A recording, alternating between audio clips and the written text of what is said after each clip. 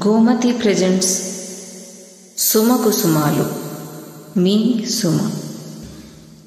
ఈరోజు ఒక మంచి రచయిత్రిని పరిచయం చేసుకున్నాం.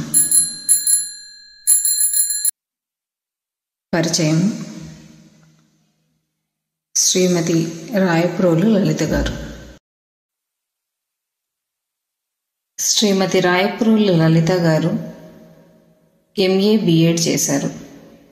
Keshav memorial high school, Narayanaguda, హైదరాబాద్లో హెడ్ మిస్ట్రెస్గా పనిచేసి రిటైర్ అయ్యారు.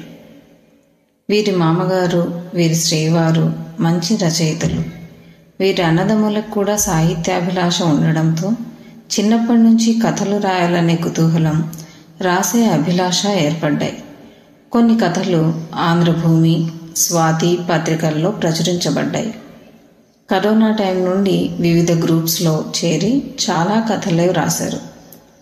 మామ్స్ ప్రెస్సో గ్రూప్లో చాలా కథలకి నగదు బహుమతులు వచ్చాయి. మన కుటుంబ కథలు గ్రూప్లో ఉగాది కథల పోటీలో మొదటి బహుమతి గెలుచుకున్నారు. సింగపూర్ తెలుగు సమాజం వాళ్ళు పోటీల్లో వరుసగా 2 ఏళ్లు ప్రథమ బహుమతి ఇచ్చారు. వీరికి 2 అమ్మాయిలు, 1 అబ్బాయి, 9 మంది మనవలు ఉన్నారు. వీరి నివాసం సింగపూర్. ఈరోజు మనం శ్రీమతి రాయప్రోలు లలిత గారి కథను విందాం. కథ పేరు అల్లుడి మనసు, అత్త అప్పు. కాంతమ్మ భర్త 4వసారి కూతురు పుట్టగానే ఈ గంప సంసారం నేను ఈదలేను అని అంటూ కాశీకి వెళ్లే సన్యాసుల గుంపుతో కలిసి వెళ్లిపోయాడు. మగపిల్లాడు పుడితే మాత్రం తిండి పెట్టే కదా పెంచాలి, గడ్డి తిని బతుకుతాడా అని ఎదురుగా లేని భర్త మీద రుసరుసలాడి చేసేదేం లేక 2 ఇళ్లలో వంటలు చేస్తూ 3 కూతుర్లకి గంతకు తగ్గ బొంతలాంటి సంబంధాలు వెతికి పెళ్లిళ్లు చేసి పంపించింది. ఆఖరి కూతురు పెళ్లి చేద్దామనుకుంటే ఆ పిల్లకి కాస్త నత్తి ఉంది. పక్కింటావిడ మేనల్లుడు కాస్త అమాయకుడే కానీ స్కూల్లో ప్యూన్గా పనిచేస్తాడు. తల్లిదండ్రులు లేరు, 2 అన్నయ్యలు మాత్రమే ఉన్నారు. తండ్రి బ్రతికి ఉన్నప్పుడే 3 వాటాలుగా ఇల్లు కట్టించాడు. పిల్ల సుఖపడుతుందని ఆవిడ కాంతమ్మకి నచ్చజెప్పి పెళ్లి చేయించింది. పెళ్ళైన వెంటనే సంక్రాంతి పండుగ వచ్చింది. మొదటి పండగకి వస్తాము అని అల్లుడే కాంతమ్మ వంట చేసే ఇంటి వాళ్లకి ఫోన్ చేశాడు.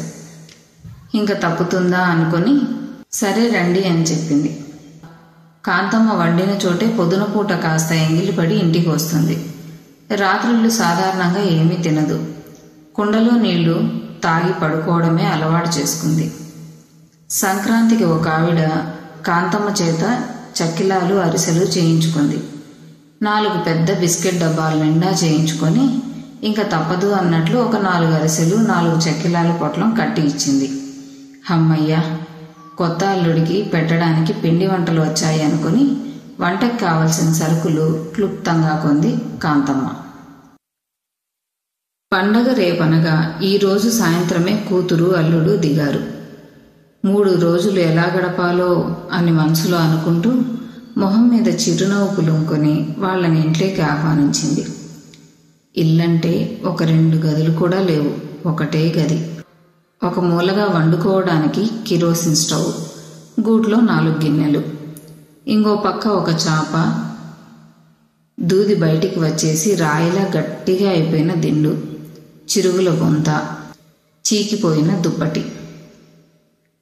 తాగడానికి కుండలో నీళ్లు ఇచ్చి 2 చక్కిలాలు పాత పేపర్లో పెట్టి అల్లుడికి తినడానికి ఇచ్చింది కాంతమ్మ. అల్లుడు తన భార్య వైపు చూసి ఏదో గొణిగాడు. ఏమిటా అన్నట్లు కూతురు మొహం చూసింది కాంతమ్మ. పాలల్లో చక్కిలాలు ముంచుకొని తినాలనే ఆయన కోరిక. కూతురు తల్లి దగ్గరకు వచ్చి ఆవిడ చెవిలో చెప్పింది. కొత్తల్లుడు, మొదటి పండుగ కూడాను, అయినా చూలింతలాగా కోరికలేమిటో అని మనసులో మాటని పైకి అనకుండా ఎదురింటికి వెళ్ళి గ్లాసుడు పాలు అప్పు తెచ్చింది కాంతమ్మ. పాలు చూడగానే అల్లుడు మొహం చాటంత అయింది. కాంతమ్మ పాలని ఒక చిన్న గిన్నెలో పోసి అల్లుడు ముందు పెట్టింది. అతను నేల మీద మఠం వేసి కూర్చుని చక్కిలాలు 2 ముక్కలు చేసుకుని పాలల్లో ముంచుకొని ఆనందంగా తిన్నాడు. పక్క ఊర్లో నా చిన్ననాటి స్నేహితుడు ఉన్నాడు. ఇప్పుడే ఇద్దరం వెళ్ళి రేపక్కడే ఉండి ఎల్లుండి పొద్దునే వస్తాము. ఆ రోజు సాయంత్రమే వెళ్ళిపోవాలి. కనుమనాడు ఉండొద్దని మా వదిన చెప్పింది అన్నాడు అల్లుడు. మనసులో హమ్మయ్యా, ఎల్లుండి ఒక్క పూట పెడితే ఈ పండగ అయిపోతుంది అనుకుంటూ పైకి మాత్రం సరే మరి వెళ్ళాలి అనుకుంటే వెళ్ళిరండి అంది కాంతమ్మ. కూతురు అల్లుడు అటు వెళ్ళగానే గిన్నెలో పాలు గ్లాసులో పోసి చూస్తే చెక్కిలాలు పాలను పీల్చుకోవు కనుక తెచ్చిన పాలు తెచ్చినట్టే ఉన్నాయి. ఇంకేం, ఎదురింటి పంకజానికి అప్పు తీరిస్తే సరిపోతుంది అనుకుంటూ వెళ్ళింది కాంతమ్మ. అప్పుడే పంకజం 2 ఏళ్ల కూతురు పాలు కావాలి అని రాగాలు పెడుతూ ఏడుస్తోంది. కాంతమ్మ తెచ్చిన పాలు చూడగానే సమయానికి భలే తెచ్చావు కాంతం పిన్ని, నీకు పాలు అప్పిచ్చాక పెరటి తలుపు వేయడం మర్చిపోయినట్లున్నాను. పిల్లి పాలన్నీ తాగిపోయింది. ఇదిగోరా అమ్మడు అంటూ కూతుర్ని పిలిచి పాలు తాగించింది పంకజం. అల్లుడి మనసు తీరింది, అత్త అప్పు తీరింది అని సంతోషపడుతూ ఇంటికి వచ్చేసింది కాంతమ్మ. ఈ కథను చదివేందుకు నాకు అనుమతినిచ్చిన శ్రీమతి రాయప్రోలు లలిత గారికి ధన్యవాదాలు. కథ చాలా బాగుంది కదండి. నాకు కూడా ఈ కథ చాలా బాగా నచ్చింది. మరింకేం, లైక్ చేయండి, షేర్ చేయండి అండ్ సబ్స్క్రైబ్ చేయండి. మరోసారి మరో కథతో మీ ముందుకు.